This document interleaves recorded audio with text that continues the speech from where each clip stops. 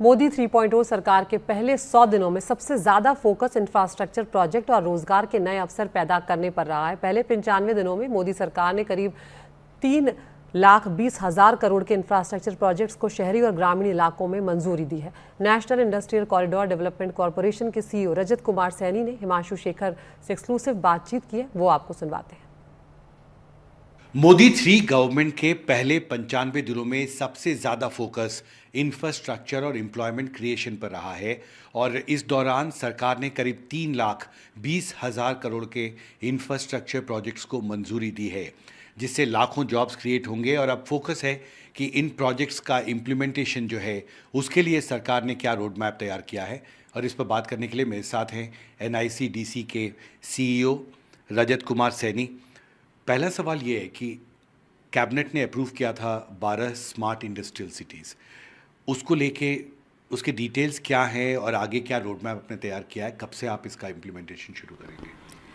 ये union cabinet द्वारा ये जो नए 12 इंडस्ट्रियल स्मार्ट सिटीज़ का अप्रूवल दिया गया है पिछले अगस्त के महीने में 28 तारीख को, उसको हम काफ़ी दिनों से उसके ऊपर कार्य कर रहे थे।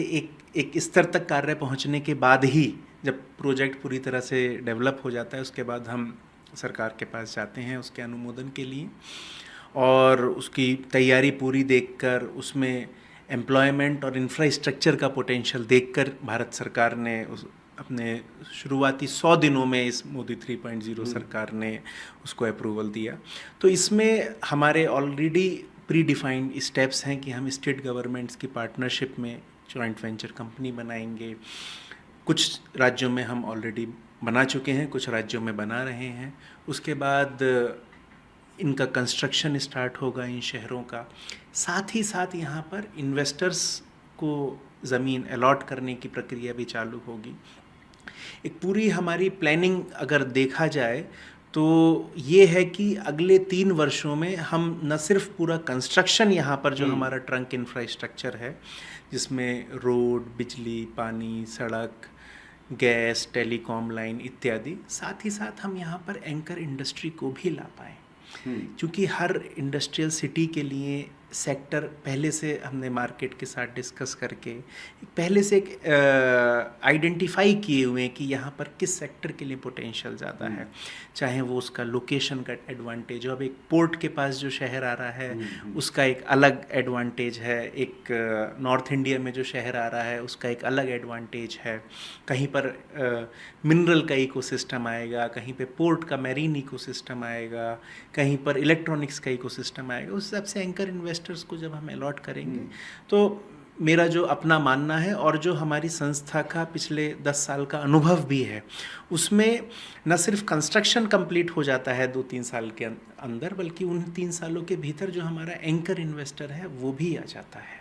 तो इम्प्लीमेंटेशन के लिए क्या रोड मैप है अब, क्योंकि कैबिनेट की मंजूरी हो चुकी है और ये जो 12 स्मार्ट इंडस्ट्रियल सिटीज़ बनाने का प्रस्ताव है, इसके इम्प्लीमेंटेशन की प्रक्रिया के बारे में आगे क्या प्लानिंग किया?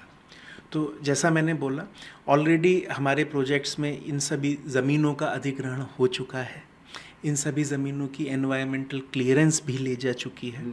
तो अब हमारा जो मेन काम है वो इमीडिएटली कंस्ट्रक्शन स्टार्ट करने का है, जिसके लिए जो एक सरकारी प्रक्रिया होती है, बड़े बड़े टेंडर्स को पब्लिश किया जाता है, EPC कॉन्ट्रैक्टर्स को ऑन बोर्ड किया जाता है और उसके बाद उनका कंस्ट्रक्शन स्टार्ट हो जाता है।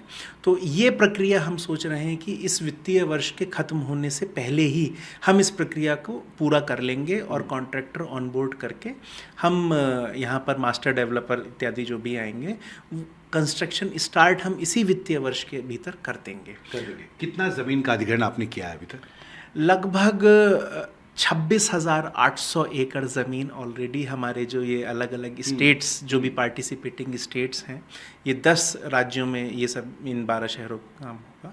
तो उन सभी स्टेट्स ने ऑलरेडी ज़मीन उस जॉइंट वेंचर कंपनीज़ के पास आ चुकी हैं। तो ज़मीन की ओर से मैं यदि देखूं तो कोई समस्या हमारे पास है नहीं।